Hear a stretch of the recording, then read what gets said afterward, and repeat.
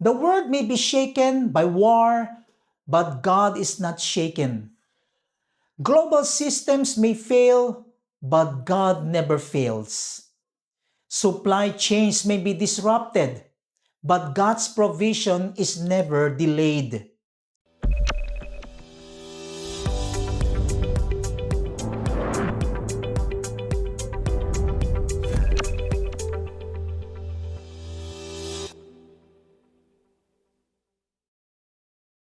Hello everyone, welcome to our daily manna. Kindly open our Bibles in the book of Habakkuk, chapter 3, verses 17 to 18.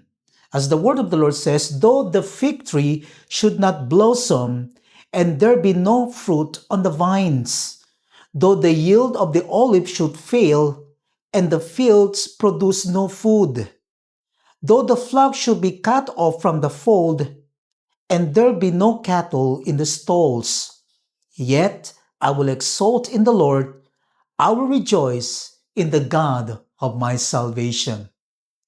God bless us from the reading upon His holy word. Today we are not just hearing about crisis, we are living in it.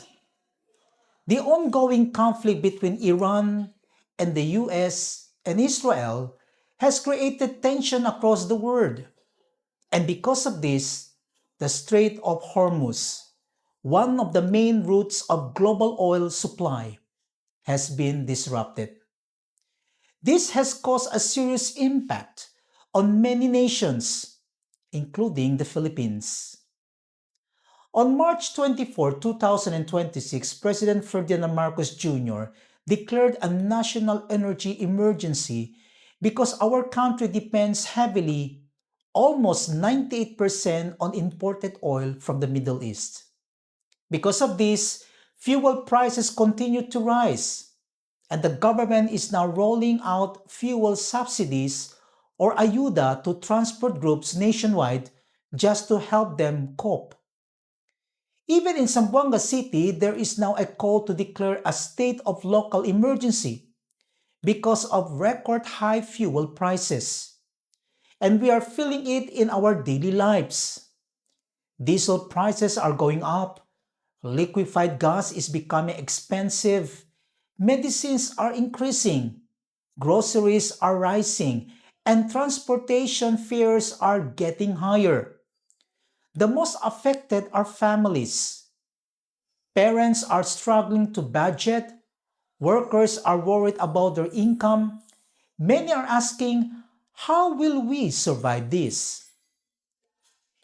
In moments like this, the Word of God speaks to us through Habakkuk chapter 3 verses 17 to 18, where it says, though the fig tree should not blossom, and there be no fruit on the vines, yet I will rejoice in the Lord. I will rejoice in the God of my salvation. The prophet Habakkuk describes a time of total economic collapse. There was no harvest, no livestock, no visible source of provision. It was a picture of complete lack, just like what many people are beginning to feel today. But what is powerful is not the crisis. It is Habakkuk's response. He said, yet I will rejoice in the Lord. His joy was not based on what he had, but on who God is. And today, that same truth speaks to us. Though fuel prices continue to rise, though our expenses increases, though our resources seem not enough, yet we will trust in the Lord.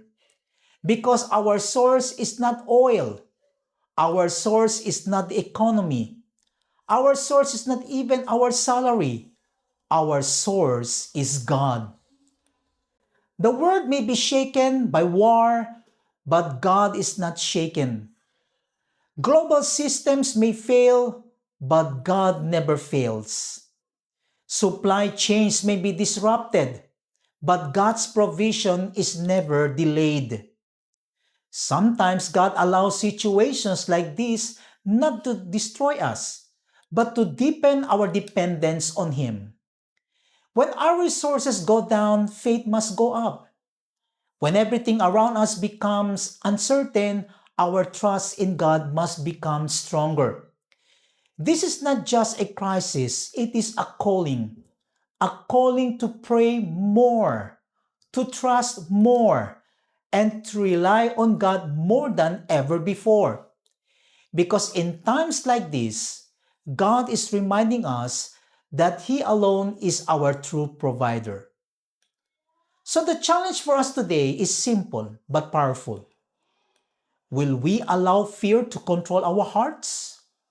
Or will we choose to trust God? It is easy to complain.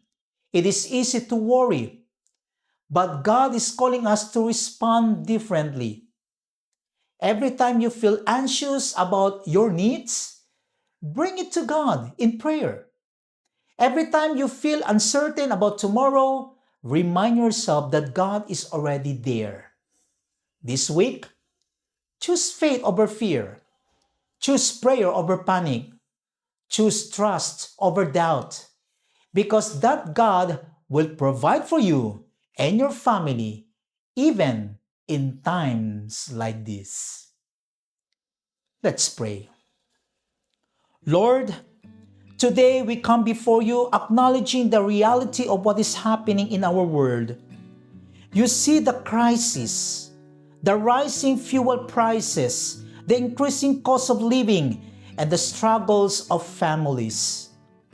You see the fear and uncertainty in our hearts. But today, we choose to trust you. You are our provider, our sustainer, and our source. Even when resources are limited, your power is unlimited. Lord, provide for every family, every worker, and every need. Provide food for the table, strength for the weary, and peace for those who are anxious. Reminds us that you are in control even when the world seems out of control.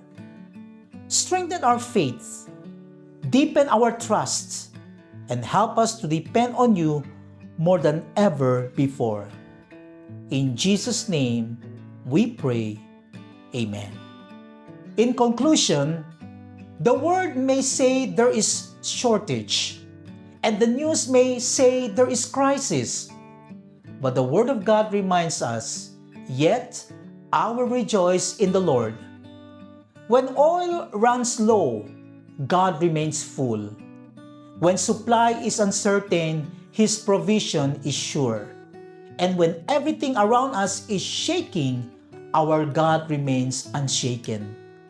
Hold on to Him, trust in Him, and believe, because God is still our source in times of crisis. God bless everyone, and Shalom.